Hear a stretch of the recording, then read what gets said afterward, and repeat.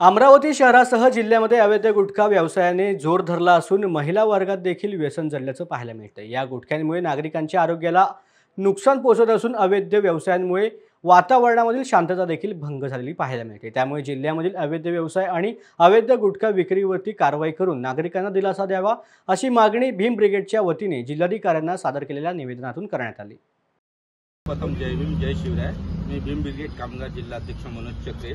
निवेदन देण्याचं कारण असं की जो आज पोरी जो व्यसनाच्या अधीन चालले, जिथे गुटखा 9000 पान बार विमल याकरिता पुराची जो म्हणजे जो क्षमता आहे जगाची हे कमी होत आहे। कारण त्यांचे ते खाल्ल्यामुळे पुढे खाल्ल्यामुळे यांची कसं कॅन्सर वगैरे वाढण्याचे जास्त प्रमाण आहे व त्याकरिता पुरेचे त्या पाणठेल्यावरती जाऊन किंवा हाणामारी व झगडे वगैरे हे होतच असते। तर याकरिता आम्ही भीम ब्रिगेड संघटनेतर्फे सर्वच पदाधिकारी इथे येऊन व राजेश भाऊ वानखडे यांच्या अधीन हे निवेदन देण्यात आलं आहे की हे तात्काळमध्ये लवकरात लवकर बंद करण्यात यावे।